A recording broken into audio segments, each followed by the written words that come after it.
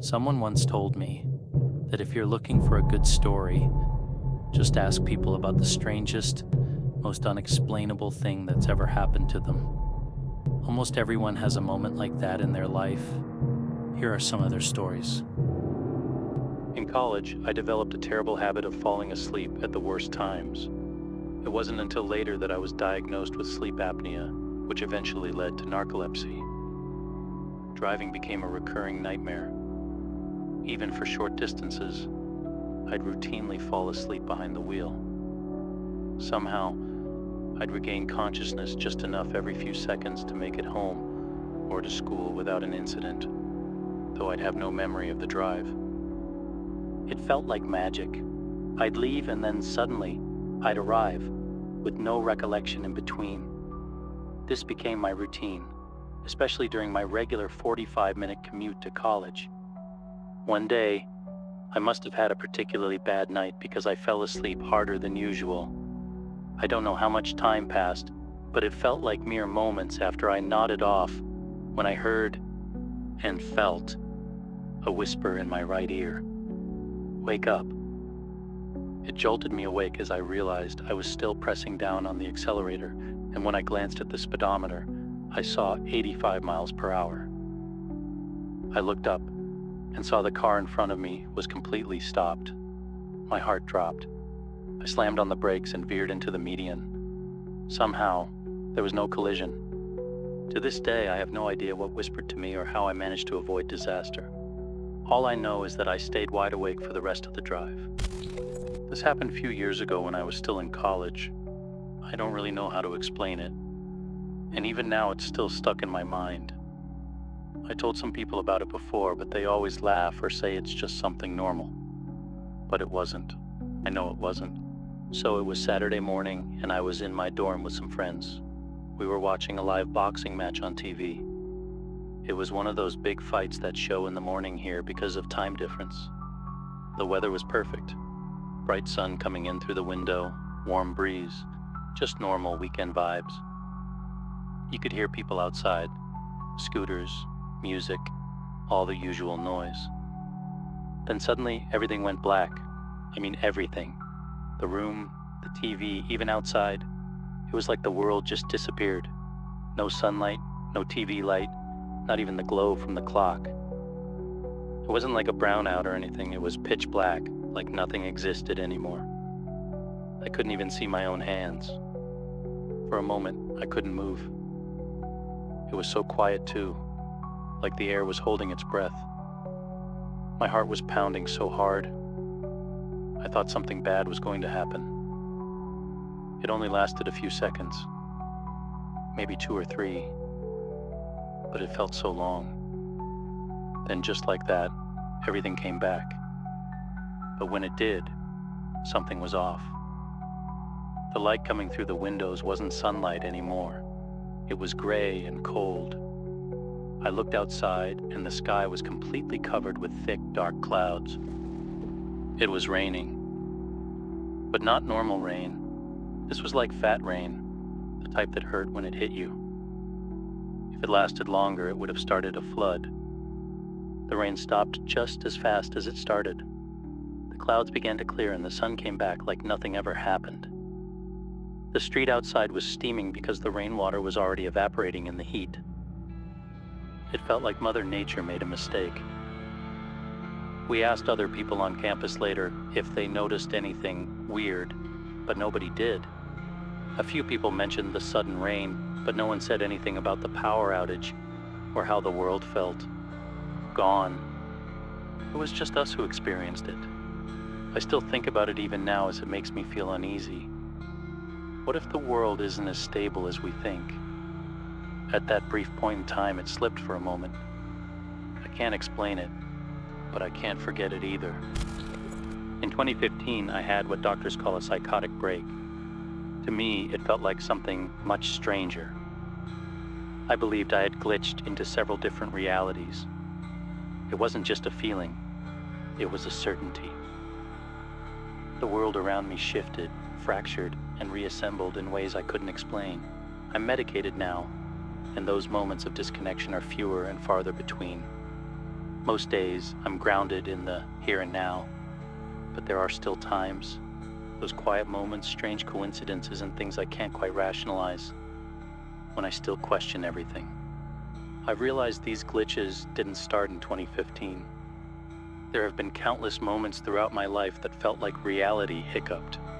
Times when I came out of situations I shouldn't have survived. Near accidents, illnesses, random encounters that veered just shy of disaster. Every time I walked away. But sometimes, I can't help but wonder, did I really walk away? What if I didn't? What if in those moments, I actually died?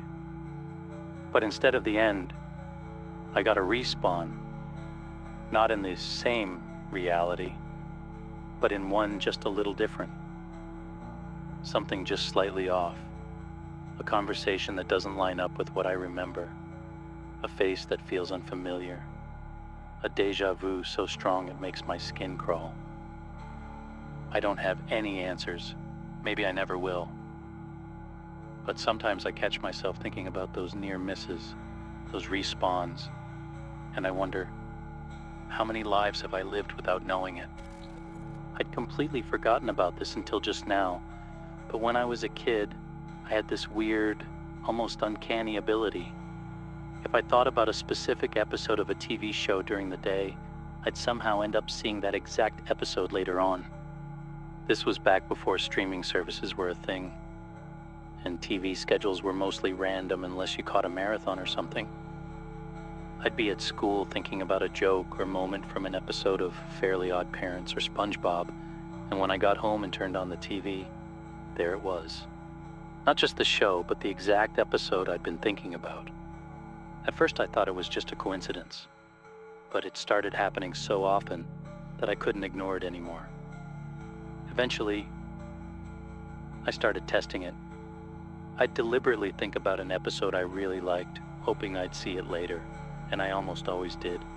It was like the universe was tuning the TV to whatever I wanted. It got to the point where it became a little game.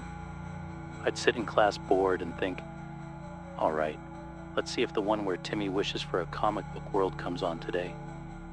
Sure enough, it would.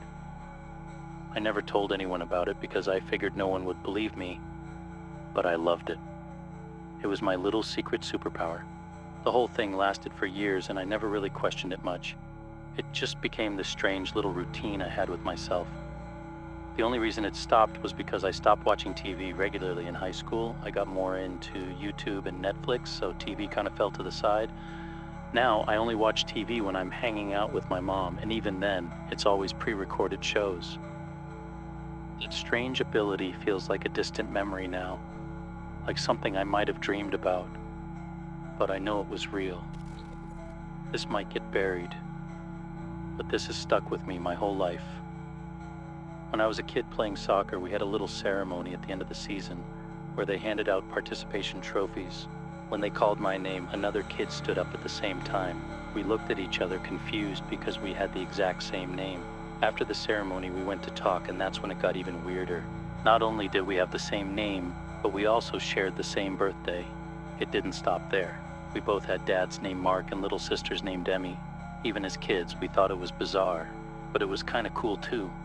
We laughed it off and joked about being long-lost twins. Looking back now as an adult, it's unsettling. What are the odds of two strangers with a relatively uncommon last name, both ending up in the same place with that many similarities? It's one of those things that makes you question how random life really is. I recently heard about a similar story on a podcast. A little girl in England released a balloon with her name and address on it, and it floated hundreds of miles before landing in the yard of a family whose neighbor had the same name, was the same age, and had a ton of other similarities. Stuff like that makes me wonder if these things are really coincidences or if there's something bigger at play that we just don't understand. So, I'm in high school here in Canada, and something keeps happening to me that I can't explain. It's these random, insane moments of deja vu. I know everyone gets deja vu sometimes, but mine's different. It's like I've seen these exact moments before, and I don't just mean the basic, this feels familiar kind of thing. I mean, I know exactly what's going to happen before it does, Like Madam Web powers, that kind of level, minus the spider thing. There's a caveat though, it's always something super random that couldn't have happened before. Like, once I was in the cafeteria and someone dropped their drink. Before it hit the ground, I knew the exact sound it would make, and even the words they were going to say right after. These deja vu moments aren't long, just like 3 to 6 seconds, but they hit hard. I can hear the sounds, see every detail, and it's so vivid, it scares me. The worst part is that I can't even figure out how I know. Sometimes I wonder if I'm dreaming these moments beforehand, but I don't remember any dreams when I wake up. It's like my brain saves them and then randomly hits me with them later. It's honestly freaking me out. I'm not one of those people who believes in psychic stuff or whatever. I'm logical. I like to think things through. But how do you explain knowing something's going to happen when there's no way you could? It makes no sense, and it's starting to get in my head. And it's not comforting. It's weird and terrifying.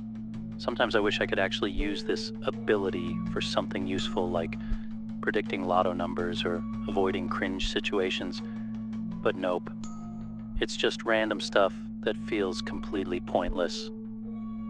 I've tried asking a couple of friends if they've experienced anything similar, but they just shrug it off, saying deja vu is normal. Maybe it is. But not like what I've been going through. I wish I could explain it better or figure out what it all means. But for now, I'm stuck feeling like I've glitched out of reality whenever it happens. Has anyone else ever dealt with something like this? I'd love to know I'm not the only one. I don't know how to explain this without sounding crazy, but I know I died. I saw it happen. I lived it. Either it was some other version of me in another world, or I'm losing my mind. But I died. It happened back in high school, during one of those pep rallies. After it ended, everyone was supposed to head back to class, but my friend and I decided to skip. We wanted to walk over to a burger place across the street from the school. The street wasn't super busy, but you still had to watch for cars. We were walking, and my friend dropped something, so I went ahead of him and crossed first. That's when I saw it. A red pickup truck barreling down the street way too fast. I froze. I didn't even have time to react before it hit me. I remember everything. The sound of the truck slamming into me, the air rushing out of my lungs, blinding pain as I hit the ground. I remember gasping, trying to breathe, and then everything went dark. Then suddenly I was back in the gym. The pep rally was happening again. The principal was saying the exact same words in the exact same tone. At first I thought it was just a weird, vivid dream, but everything was real. My friend nudged me just like before and said, "Let's skip class and go get burgers." I freaked out. I asked him a million questions trying to figure out if he remembered anything, but he just looked at me like I was insane. I told myself it had to be a dream, so I went with him just to see what would happen. We started walking toward the street and he dropped his stuff again. My stomach sank. That's when I saw it. The same red truck coming down the road. Same speed, same everything. I couldn't move for a second, then grabbed him and said, "I'm going back to school." He laughed, but I didn't care. I wasn't about to die twice. I still can't get it out of my head. I can see it so clearly. The other version of me lying on that street, broken and unmoving. It wasn't a dream. I know it wasn't. And I'll probably never know how or why it happened, but it still haunts me to this day. My uncle used to tell us about his time in the Middle East during the early 2000s. He wasn't much of a talker, and when he did share stories, it was usually about mundane things. Nothing too deep or dramatic. But there was one time, late at night during a family gathering, when he told us something that stuck with me. He said his unit was on a patrol in a relatively secure area.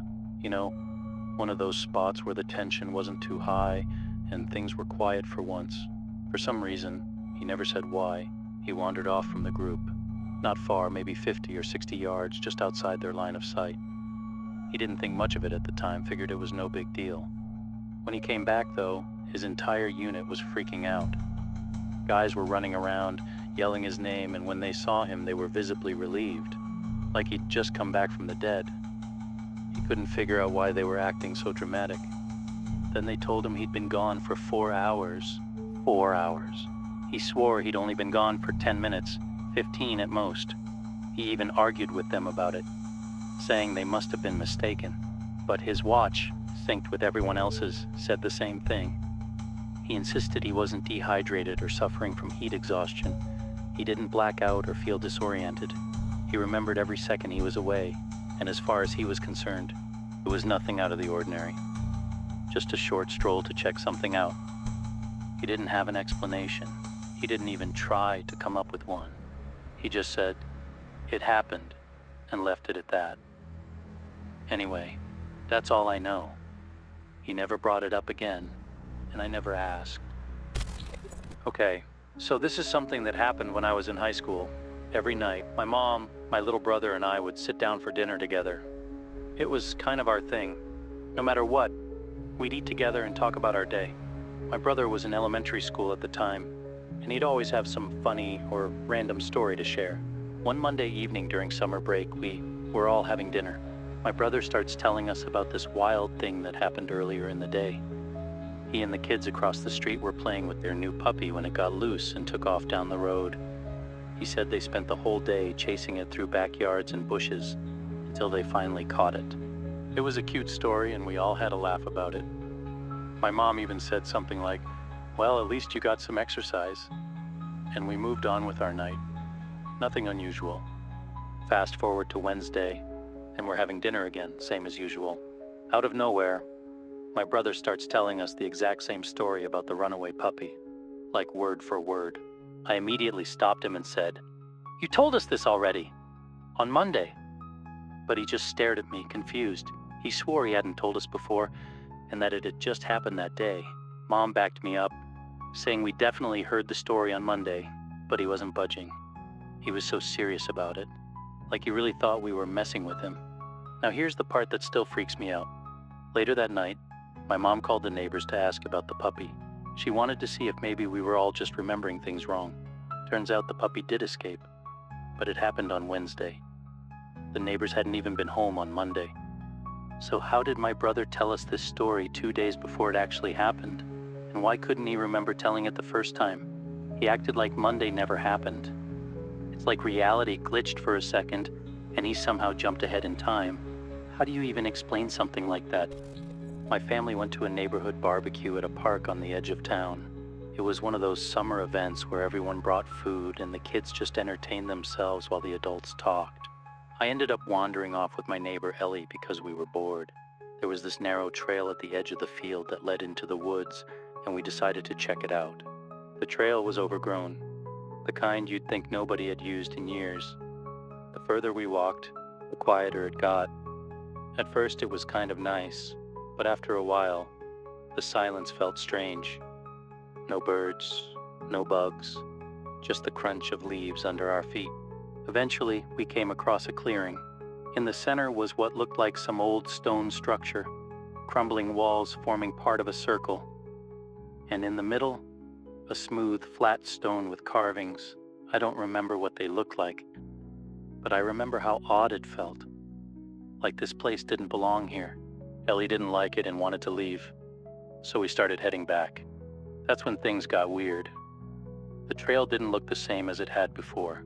The trees seemed closer together, and the path twisted in ways I didn't remember. At one point, Ellie muttered that it felt like we were walking in circles. Eventually, we made it back to the picnic area.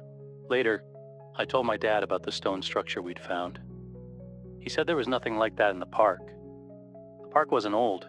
It had been built on farmland, and he was sure there weren't any ruins or historical landmarks in the woods. Years later, I went back to that park. The trail we had followed wasn't there anymore. The woods where we'd found the clearing now looked untouched, like nobody had set foot there in decades. I even checked maps of the area, but there was no mention of any clearing or structure like the one we'd seen. Feels like something we weren't supposed to find, something that we weren't supposed to enter. This happened to me, my dad and uncle a couple months back. We were at this Filipino food truck in Seattle, the kind with a small menu and everything served in brown takeout boxes. We ordered 2 meals, an adobo combo, and 1 sisig plate. I was opening my takeout box on my lap while my uncle was opening his on the table. When we both looked at our food, they were the same, adobo combo. We even showed each other to confirm it. 2 adobo combos. At that point, I thought, oh, maybe they gave us the wrong order or doubled it by mistake. I was about to say something when my dad, wanting to double check, took my box and opened it. But this time it was no longer an adobo combo. It was the seasick plate. We all froze. No one said a word. My uncle looked at my tray, then at his, then back at me. My dad was completely still, like he was trying to process what just happened. It took a few minutes before we could even start eating. None of us touched the food right away because we were too freaked out. Here's the thing, my dad wouldn't let me eat it. He said the food was touched by the devil. He's religious like that, but honestly, I think the world just glitched. Once a month, my mom would make tacos from scratch. Honestly, I always looked forward to it as she worked nights most of the time. I came into the kitchen while my mom was at the stove frying the first batch of shells. She was completely focused, as usual. So I sat down at the table where my plate was already set. I wasn't sleepy or distracted, I was wide awake and hungry. As soon as I sat down, my mom turned around and silently placed a taco on my plate. It was perfect. Crispy shell, seasoned beef, shredded lettuce, cheese, and just the right amount of sour cream. I remember looking at it for a moment because it looked so neat, like something out of a picture. The shell was golden and still warm, and the cheese had started to melt over the meat. I thanked her and dug in immediately. It tasted incredible. I even told her, "This is one of the best tacos you've made in a while." She didn't respond. I just figured she was busy with the next batch. I kept going on about how good it was as I finished the last bite, wiped my plate clean, and asked for another. That's when she turned to me, confused, and said, "I haven't given you any tacos yet." I thought she was joking, so I laughed and pointed to my plate. But when I looked down, it was completely empty. No crumbs, no grease spots, nothing. My mom just stared at me and said, "I haven't even finished the first batch yet." I got up to check for myself, and sure enough, she was still frying the shells. There were no tacos anywhere. I stood there for a moment, completely confused. I told her exactly what happened, how she'd already given me a taco, but she just shook her head. "You must have imagined it," she said, laughing it off. To this day, I have no idea what happened. Taco nights still happen every month, but now, every time I sit down to eat, I can't help but wonder if it's going to happen again. This happened in the early 90s, and I still think about it from time to time because it was just so bizarre. I found myself standing in my best friend's living room. The lights were off, but the room was lit enough for me to see clearly, probably from the street lamp outside. I remember every detail so vividly. There was an empty pizza box on the coffee table, a couple of soda cans tipped over, and a stack of rented VHS tapes sitting next to the TV. I heard a noise behind me and turned around to see their normally sweet golden retriever standing there. But something was off. The dog had its teeth bared, hackles raised, and was growling in a way I'd never seen before. It looked like it was ready to attack. But there was nothing there, just the empty room. Before I could process what was happening, I was blinded by this bright flash. The next thing I knew, I was jolting awake in my own bed, my heart racing like I'd fallen from a height. I thought, what a strange dream. But it stuck with me because the experience was real. The next morning, I called my friend to tell them about it. But before I could even bring it up, they started telling me about something weird that happened at their place during the night. Apparently around 1 a.m., their dog started growling and barking like crazy in the living room, waking everyone up. My friend's dad thought someone might have broken in, so he grabbed a flashlight and went to check. The dog was standing in the middle of the room, growling at nothing, just the empty space. When he flipped on the light, the dog instantly stopped, acting like nothing had happened. They didn't find anyone in or around the house. While we were talking, my friend casually mentioned they'd stayed up late watching rented movies and eating pizza, which gave me chills because it matched exactly what I'd seen. Every detail, right down to the scattered soda cans, was the same. I didn't tell them about my dream. It felt like too much, and honestly, I didn't want to freak them out. The whole thing left me shaken. We lived hundreds of miles apart, so there's no way I could have seen their living room like that. A couple years back, I was eating chocolate ice cream when I tripped and the cone flew out of my hand straight onto my sister's face. She screamed, of course, but I couldn't stop laughing as she wiped the sticky mess off with her hands. I grabbed some napkins and tried to help, but by the time we cleaned her up, there was still a faint brown stain on her cheek. At first, we thought it was just a stubborn stain from the chocolate. We scrubbed at it with the wet ones, but it wouldn't budge. The weirdest part? It didn't even look like chocolate anymore. It looked like the color had soaked into her skin. Confused, I called our mom over and pointed it out. She glanced at my sister's cheek and said, "Oh, that's just a birthmark." Both of us were completely stunned. My sister told her it couldn't be a birthmark because she'd never had anything like that on her face before. Not when she looked in the mirror that morning, not ever. But my mom just shrugged and went back to what she was doing like it was nothing. We still swear that before that exact moment, my sister never had a birthmark on her cheek. But now, it's still visible. A perfect, faint brown mark shaped like a splotch of ice cream. It's as if it somehow left its mark forever and no one else seems to think it's strange except us. I feel like I'm losing my mind. I'm hoping someone can help me figure out what's going on, or at least tell me I'm not alone. I have 4 kids. I know I have 4 kids. But for the past few weeks, I've been stuck with this weird, heavy feeling that there's supposed to be another one. Like, there should be 5. It started small. Whenever we'd go out, I'd do the usual head count. 1, 2, 3, 4. And every time, I'd panic because I couldn't find the 5th. My brain would go into overdrive trying to figure out who I was missing. But then I'd have to stop, take a breath, and remind myself there are only 4. But no matter how much I tell myself that, it doesn't feel right. At first I figured it was just me being forgetful or stressed, but then something happened that made it harder to just brush it off. My parents sent $500 for the kids recently, and I called to ask why they sent so much. They said they were sending $100 each. I said, "You know you've only got 4 grandkids, right?" There was this long pause on the other end of the line before they awkwardly laughed and said, "Oh, we must have been thinking there were 5." I didn't think much of it at the time, but the more I replay that conversation, the weirder it feels. Then tonight, things got even stranger. We were all sitting in the living room when my daughter walked in. She looked around, paused, and said, "I know we're all here, but it feels like someone's missing."